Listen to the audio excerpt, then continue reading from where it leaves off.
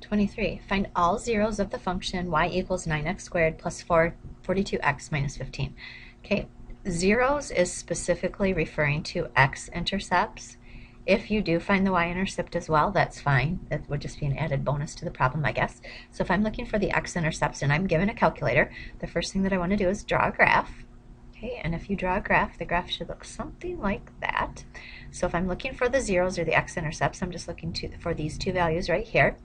I am going to use the x-intercept, or it might just say intercept, I don't remember, feature of my calculator. Actually, I think it's the zero feature of my calculator, so that's what I'm going to use when I do this.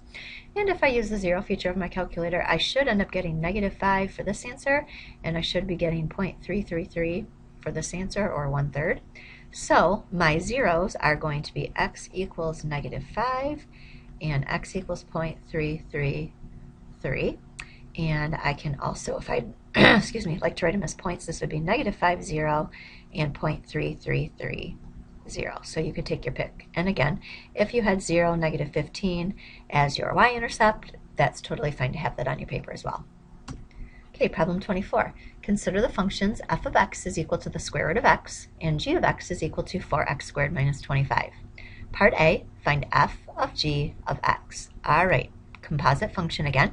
I'm just going to replace my g of x. My g of x is equal to 4x squared minus 25. So now I would like to find f of 4x squared minus 25, which means I'm going to go into my f function.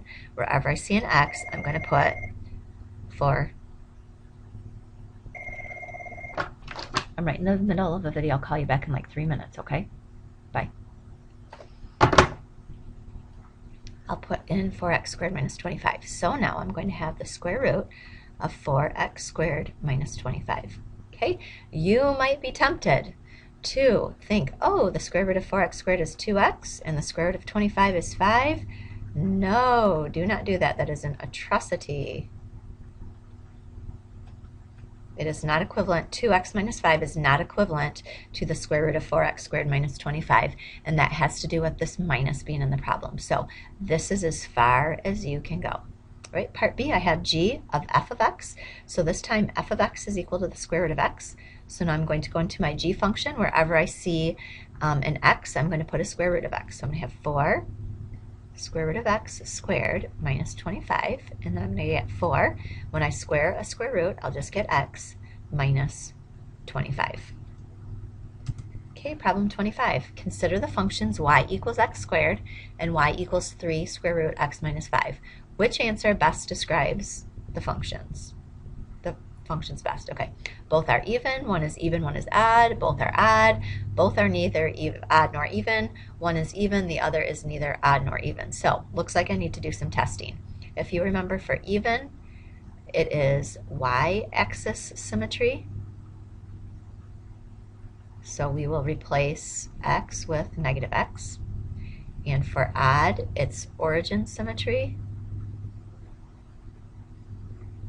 So we will replace x with -x and y with -y. That will be our test. So I'm going to start with y equals x squared. Just from my knowledge of what y equals x squared looks like, I know that it's going to be an even function, but let me just test it.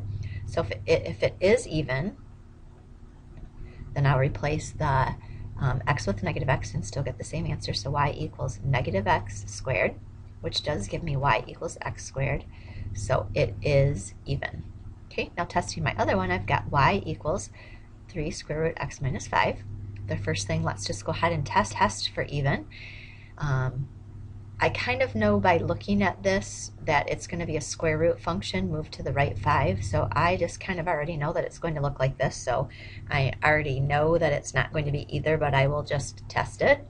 If I test it, if I'm testing even, I'll replace the x with the -x, so I'll get y equals 3 square root -x minus 5.